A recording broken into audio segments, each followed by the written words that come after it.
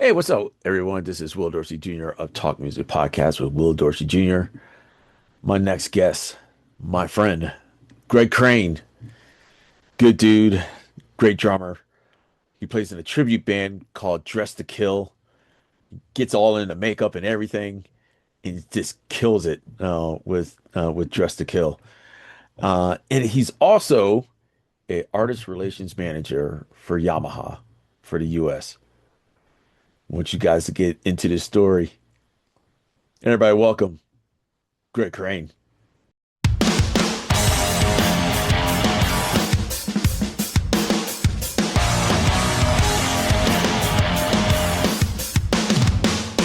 Welcome to Talk Music with Will Dorsey Jr.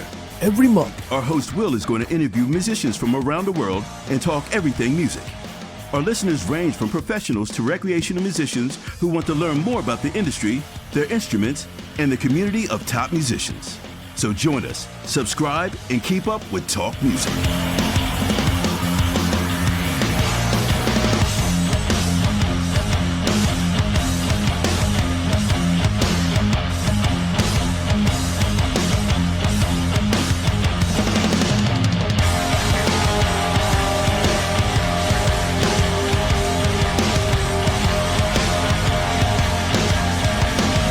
visit us on www.talkmusicpodcast.com. Subscribe to our YouTube channel. Download our podcast on Apple, Google, Amazon, and Spotify. Today's episode is brought to you by our sponsor, eRecordStudio, the new way musicians rehearse, record, and share their e-record sessions on social media. Visit ERS on eRecordStudio.com. Download this amazing app on Google and Apple Apps stores. Greg, What's up? what's up, man? How you doing, I man? feel like I saw you very recently. Yeah, good morning. Good morning. What's going on? Not too much, man. I'm gonna do a big old introduction for you. I want people to know who you are and whatnot. And we are actually drinking the same stuff. I don't know if we can advertise it or not, but I don't know. Don't know, Little right? box money.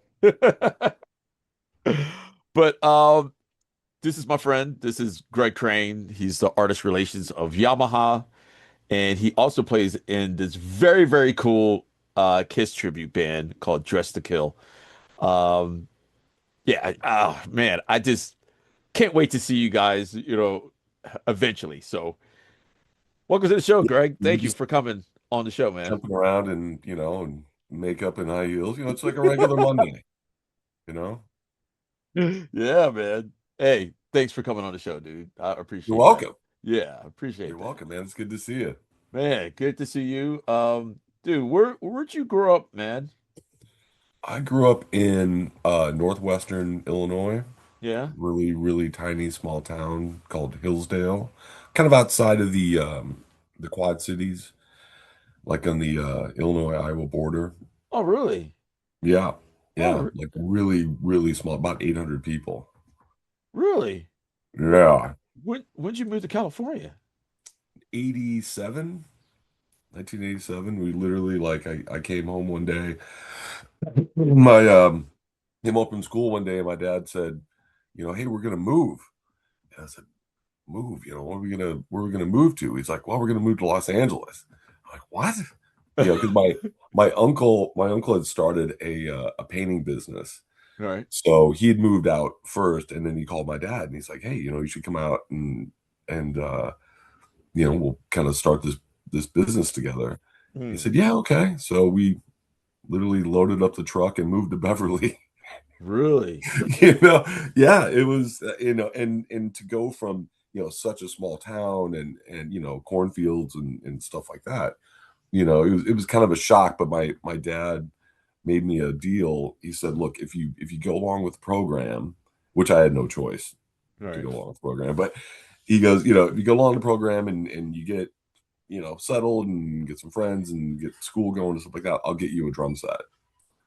So Oh. that was the deal.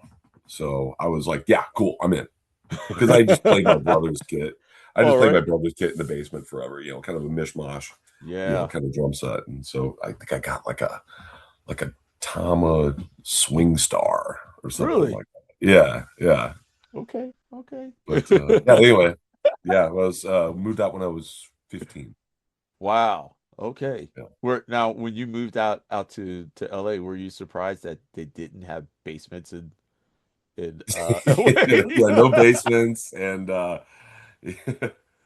yeah, yeah, definitely. I mean, it was, the first time having like, Thanksgiving dinner with shorts on, it Right. was like, whoa, this is crazy. Or like Christmas and it's, Yeah. beautiful and 75 degrees outside. I was like, this is nuts. I love it. I was totally all in that. Wow. Yeah, Yeah. man. It is quite different, being out here compared to, everywhere else, you know what I mean? So, When did um you move out here from back east? yeah, I'm from the East Coast. I'm from Maryland. Yeah, born and raised there, and then I just decided to, take a dive at coming to LA and try to see what I could do out here. So, yeah, and Yeah. I moved out to Studio City. So, Nice. yeah. So, but I wanted to ask, like, do you remember when we first met? Do you remember? Yeah. That was the Yeah. old Guitar Center days, right? Yeah. Yeah. Oh yeah. Those are awesome, man. Those are really good years, back then, like, I just loved working there. So Yeah. No, it was cool, man. Like I was just surprised that, how, like how much more like business was out in California compared to everywhere else. Not hmm saying that I'm bashing, like everywhere else, but it just seemed like it was meaningful out in California and people were doing their thing, and I don't know, it was just different, out here compared to being on the East Coast. like the music scene. You mean Yeah. like yeah, Yeah. yeah, Like there was stuff to do. I need to get this done. I have to get this done, so yeah. that's how it felt like to me.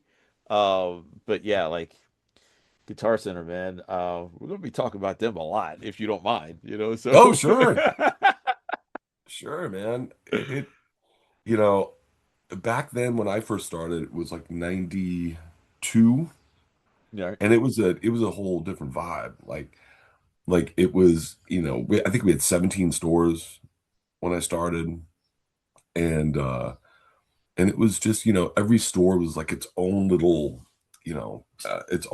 world. And yeah, I'm sure still it is now, but it was kind of these independent little places, that had rivalries between the stores, and yeah. you never knew what was gonna, you could have a Saturday morning and the store manager's like, you know what, man, let's get a barbecue and let's have a barbecue outside. And all the time you'd be like, hey, know any bands that want to come out and play in a parking lot today? Like it was Oh, just like random things that they did that was so cool. mm, And I don't know if they still do that now, but it was just kind of a different time. But yeah. I don't know. 'Cause right, I remember, they were doing stuff like that, like just getting different bands to, just to yeah, be outside of out of the Guitar Center, so we could still conduct business inside, you know what I mean? So, yeah. but it was like a whole big event, working at Guitar Center back then, It was high profile, man. It was like if you were like a GC, if you were a salesperson, and then you would be walking around somewhere and be like, "Hey, Guitar Center, Covina, man, what's up?" And it always ended like no matter what the conversation was, it was like, "Oh yeah, man, I saw you in there." I'm like, "Hey, dude, can you give me a deal on some Oh, sticks or so?" Like it all the always ended with time. the same request, you Yeah. know. But I loved going there. I loved going to work every day because that's where my friends were. Yeah. That's where we were all in this world, like to where, it was, that's where all your friends were that you spent the most time with, and people hung out afterwards together, and you just come in and there was, relationships started, and fights and birthday parties and weddings and like everything. You just shared this world of 23-year-old numbskulls, Right. Do you mind telling people where you used to work at, which location? Yeah. I was in Covina, and then I went to Sherman Oaks, Oh, and I worked in Hollywood, okay. and then towards the end of my time there, I was what was called an RDM, like a regional division manager. So I would go to the different drum shops in the stores and not really do sales training, but do like merchandising and talk about merchandising and talk about product training, Yeah. things like that. And I did Arizona, California, and Nevada. Oh, really?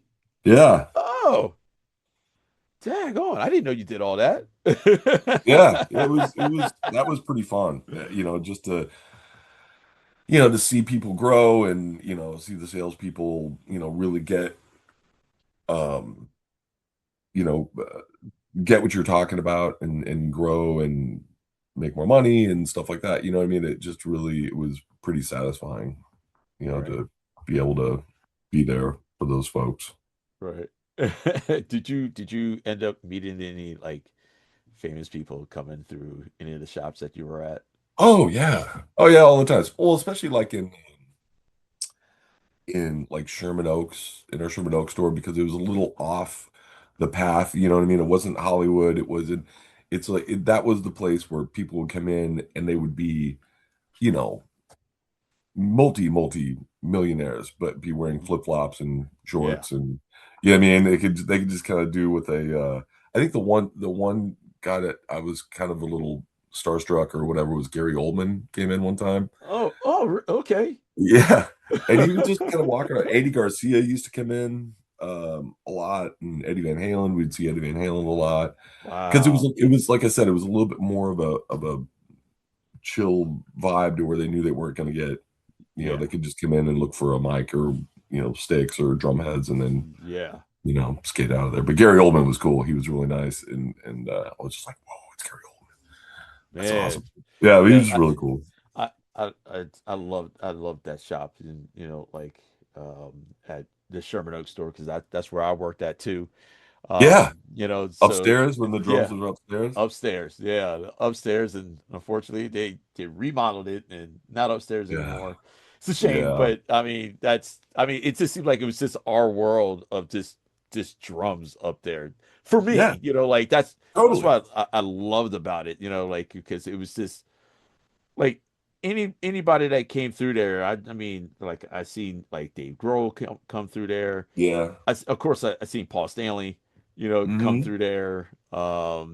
Sinbad would come through there. Sinbad?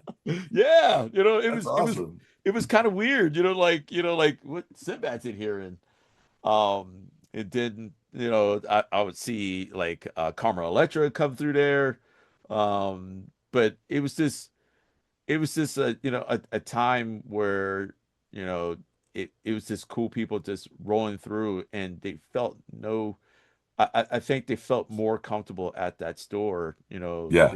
than anything, so Yeah. yeah. They knew they could kind of, blend in, do what they needed to do, and it wasn't going to be crazy with like, nothing against tours, but like a lot of tours would go by the other stores and people kind of looking for the celebrities and Sherman Oaks was a little bit more casual to where they could do what they needed to do.